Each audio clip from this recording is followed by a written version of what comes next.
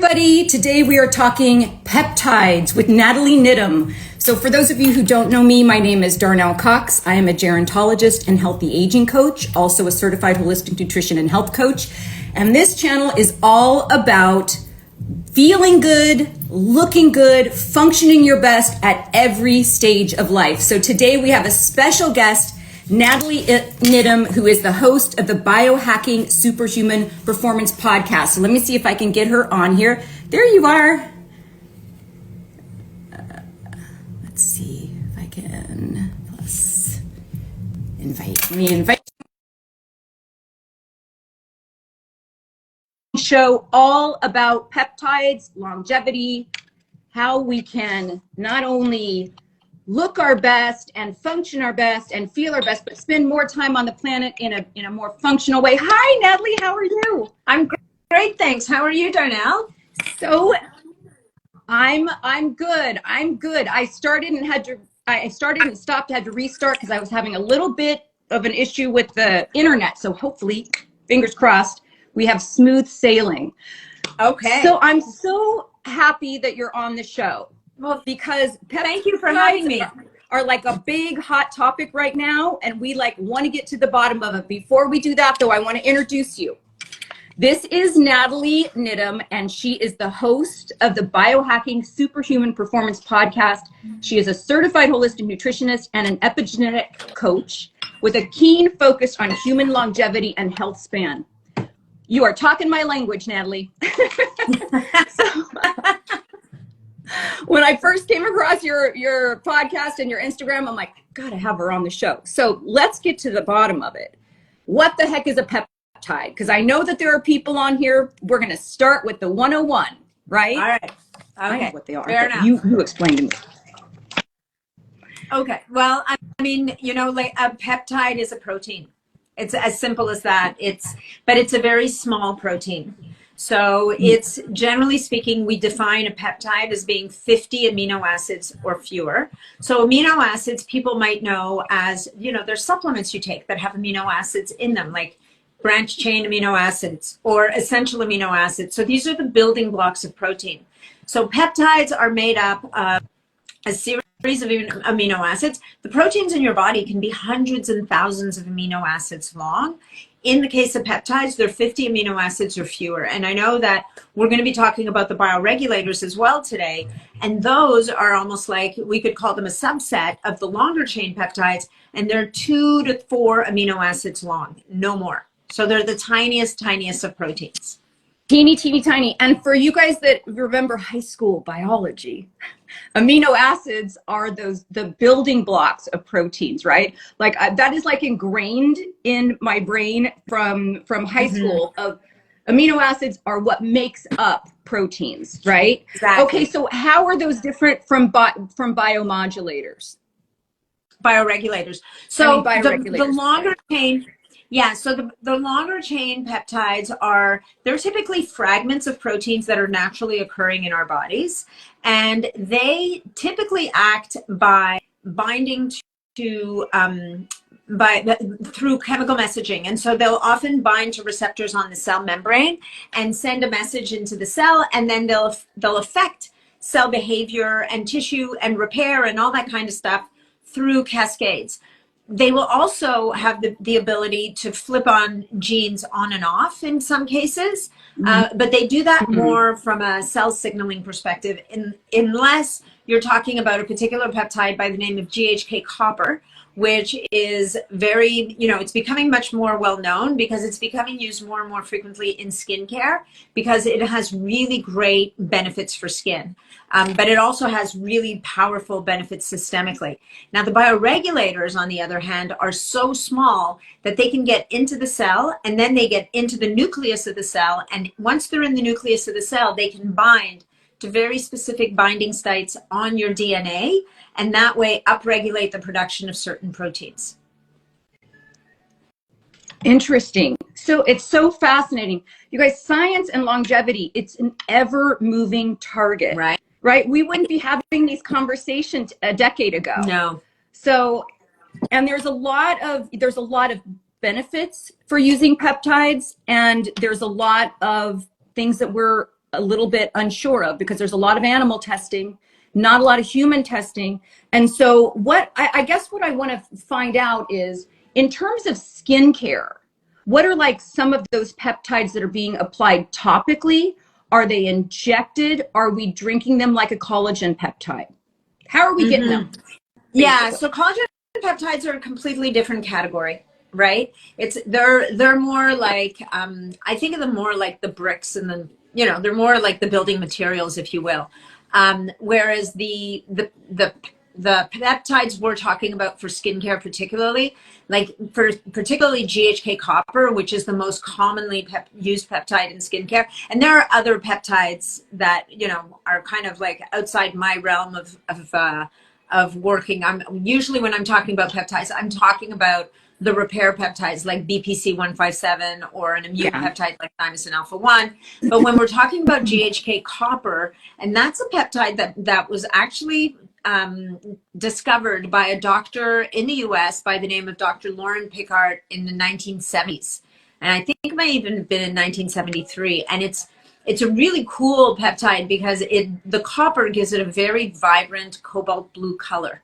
But what's amazing about this peptide, and there are some doctors that would call this actually a bioregulator, because it affects over 800 of our own genes. And what it does is it flips them back to a more youthful setting. Right. Very, very powerful. When we're dealing with peptides, aren't they also working on those same pathways that we naturally would have those in our bodies when we were younger? Like that, for sure. For example, like in terms of like the injury thing, and this is one of the reasons why I wanted to have you on the show, selfishly, because I've got a little bit of a rotator cuff tear, not a tear, I wouldn't say that, but I've got like a little click. It's something, you know, I lift heavy. And so I'm always very careful with my alignment with this shoulder. But you just mentioned the BPC 157, which is that peptide that is for, you know, for healing and stuff. Can you tell us a little bit more about that? I want to know everything, but I also want to, because I think people are so quick to jump into surgery. And without really having the knowledge that there are ways that we can utilize these peptides to repair injuries, but also call on our own body to come to the rescue to repair those injuries. And shoulder cuff and shoulder surgery is one of the more common surgeries. When you get older, we get that frozen shoulder. I say we because I'm 56. We're officially in the middle-aged category here, okay? Well, you know, it's interesting. I mean, our loss of estrogen affects our soft tissue's ability to heal as well. So it's all kind of linked. And you know, BPC 157 is probably, I mean, you know, I'll go back to GHK quickly, because GHK copper, although it's claim to fame is skin, it also is very good at wound healing.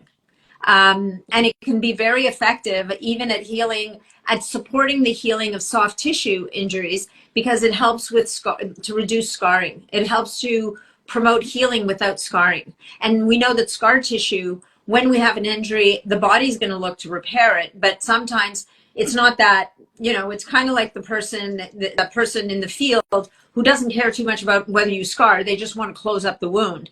And so GHK copper, it kind of takes a little bit more care. It's like, no, we're not just going to fix it. We're not going to slap it together. We're going to make sure everything lines up properly. Yeah. But one of the things that you said that's really interesting and very true is our blood serum levels of GHK drop as we age. So we have a lot more in our systems when we're younger, and they go down. BPC 157 is interesting because it's a fragment of a protein that originates in the gut, in the gastric juice in your gut, right? So pause for 1 second. I want everybody to kind of like think that in for a second, right? Because that to me is why I love what I do. I think the human body is absolutely fascinating, and if we can understand it and we know the how and the why, we're way more likely to implement some of these kind of lifestyle hacks, like including peptides and stuff like that. So say that again. The BPC 157. Where does it originate? It actually originates in your gastric juice, like in the gut. So it's it's pretty. Hang on, I'm just gonna stand up here. It's a very interesting compound, and what's interesting about it is because it originates in the gut, it gets a buy. It can be taken orally, right? It can be administered in a number of different ways. And oral administration of BPC 157 will sometimes help with musculoskeletal issues like you're talking about, like, whether it's tendons and ligaments and muscles, that kind of stuff. But it also is very helpful for wound healing in general. It's used for burns. And it can be compounded into eye drops for eye injuries. It's brain protective. It's pretty versatile. But unfortunately, I think one of the things we should mention early on, and one of the things I need to say actually is, first of all, like, just so you guys know, like, I'm a citizen scientist. I'm not a doctor. So I want to put that out there. And I also want to say that the FDA last fall came out with some new rules around peptides, which really has restricted compounding pharmacy's ability to compound them. So it's become a very uneven terrain in the United States around the injectable peptides. And sadly, a lot of the most commonly used peptides like BPC 157 and GHK copper and thymosin alpha 1, thymosin beta 4. I mean, I know they all sound like crazy names, but all of these compounds were included on that list. And so now they're designated as class 2 compounds. So we're really operating in the gray zones here, right? Now, what they stopped short of doing was classifying oral BPC 157 as a class 2 compound. So I think it's still very much, as far as I know right now, the companies that are making the oral BPC 157 supplements are not having any kinds of issues at this stage. But there's no doubt. Yeah. So my question is, I've done a little bit of research, so I know why that they've kind of restricted that. In terms of, like, just, if you're growing something, right, and a lot of the growth hormone kind of peptides, those that affect those kind of pathways, you run the risk of, if you've got something growing in your body that you might not want to be growing, like a tumor, it could increase the chances of growing something that could be malignant. But there you're referring more to the growth hormone secretagogues. So there's a group of peptides that what they do is they upregulate your body's own production and release of your own growth hormone. So that's those. Where BPC 157, where there's some concern, is because one of the ways that BPC 157 is so powerful at helping to heal tendons and ligaments, which traditionally are, if you have one, right? Yeah. It's very hard to heal tendons and ligaments. Why? Because they have very poor blood supply. And one of the mechanisms of action that BPC 157 uses is called angiogenesis, where it will help to build new blood supply to that area of injury. Well, the bad news is that's what a tumor does as well. And so there is, although there's no research that shows that this is the case, nevertheless, there's a concern.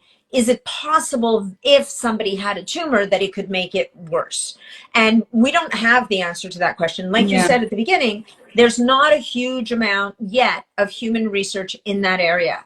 And so, you're definitely moving into kind of being ahead of the curve kind of space here.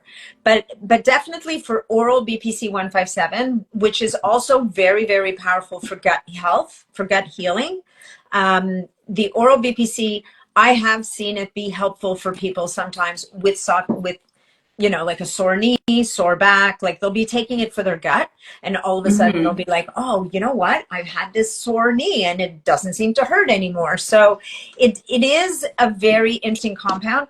What I would like to say, one other thing I'd like to say, because somebody just left this comment on my feed on Instagram, and it is true that in a small percentage of people, BPC 157 can actually, although, what we know about it says that it helps to balance the dopaminergic, serotonergic, and GABAergic systems of the brain. So it has a balancing effect on neurotransmitters. There is a small portion of people that actually can have quite